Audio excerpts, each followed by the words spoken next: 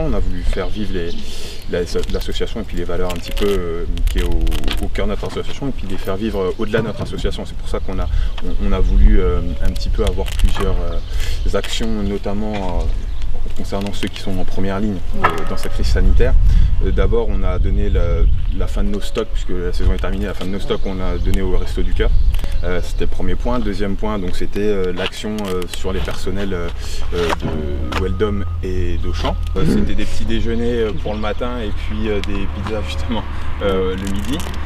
Voilà, pour les employés des deux boîtes, c'était à peu près une centaine de pizzas qui a été fait. Le dernier point, le plus important, enfin entre guillemets, en termes de volume je parle, c'est donc pour les personnels des EHPAD d'Avallon et de Guyon.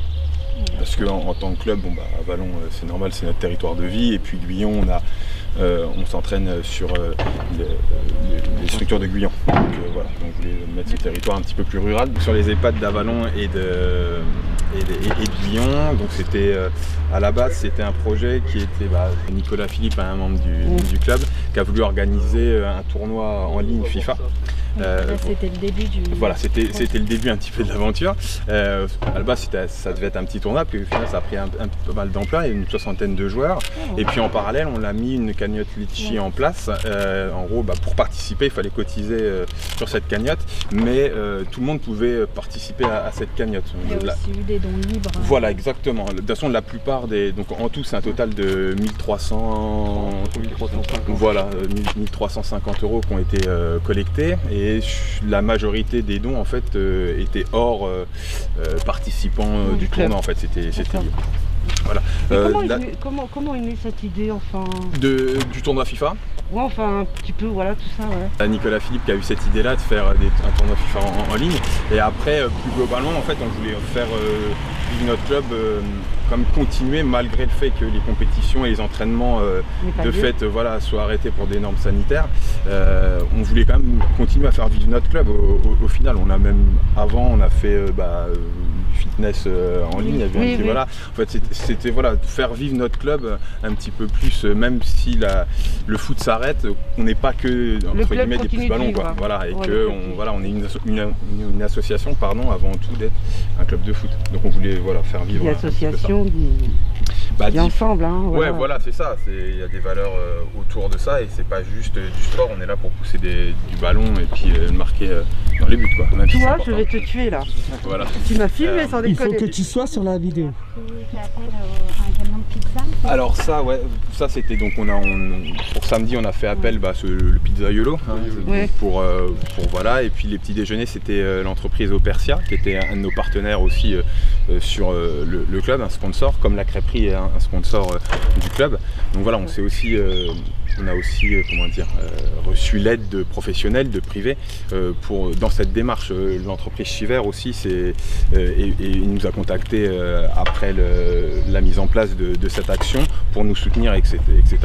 Donc c'est vrai que on remercie aussi les partenariats privés de cette action. Je dis l'entreprise Chiver, les différents restaurateurs qui nous ont aidés dans cette démarche. C'est quand même une belle aventure humaine, une belle chaîne humaine. Hein. Oui, en fait, c'est le bon mot pour le coup, vous avez bien utilisé ça, c'est l'aventure humaine, chaîne humaine. Je pense que c'est au cœur de l'association au final, et des valeurs qu'on veut, nous, en tant que bénévoles, en tant qu'éducateurs. Pour le coup, on est aussi des éducateurs au sein des différentes catégories. Pour le coup, on s'occupe chacun d'une équipe.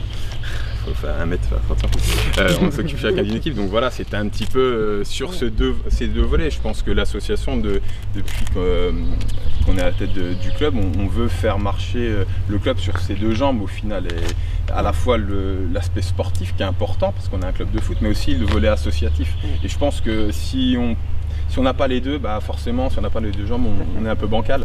Donc c'est une aventure humaine. C'est aussi une fierté pour que ce soit les dirigeants, les coachs, les gamins aussi. Oui, exactement. Hein, c'est vraiment tout le monde là. Et effectivement, voilà, c'est comme vous avez dit, c'est une chaîne humaine au final. C'est chacun a son rôle avec sa part d'acteur dans le club, que ce soit joueur, dirigeant, partenaire, ça va au-delà du club. Donc c'est vrai que c'est important de faire vivre, et puis au-delà de faire vivre le territoire un petit peu du sud de l'Yonne, quoi. Là, de toute façon, je pense que c'est important aussi d'avoir ce côté résilience pour faire face après la crise, pour qu'il n'y ait pas une crise qui viennent s'ajouter à la crise sanitaire. Je pense que c'est important aussi, et puis le côté psychologique, et donc amener un côté positif, un côté résilient est important aussi. Et je pense que dans cette optique, les associations ont un rôle important aussi à jouer, parce qu'on a aussi un rôle important dans le maillage du territoire, en particulier le territoire avalois. Thomas Terrien, je suis le secrétaire du club de Mani. Denis Comaret, responsable Alors, technique. faut bien pas. Ouais, je vais essayer, mais... Oh, on lève de 2 secondes là. Je peux. Alors, Denis Comaret, responsable technique du club. D'accord. Romain Thibault, je suis membre du bureau, responsable sponsor. Et ensuite, je suis aussi éducateur de la catégorie U7. On a eu un retour assez positif, qu'ils étaient contents, je pense que c'est aussi important. À travers ça, je pense aussi qu'ils lui ont pris comme une reconnaissance au final de leur engagement, si on peut dire. Parce que bon, voilà, ils ont eu aussi leur rôle à jouer pendant cette crise. Donc c'est vrai, c'est valorisant pour nous aussi, et puis pour eux au final de voir qu'on ne fait pas pour ça bien évidemment, mais c'est toujours bien quand on a un retour positif des choses. Donc c'était notre démarche pour les EHPAD au final, aussi allier le côté urbain et puis aussi le côté rural avec Avallon et Puy-Guillon.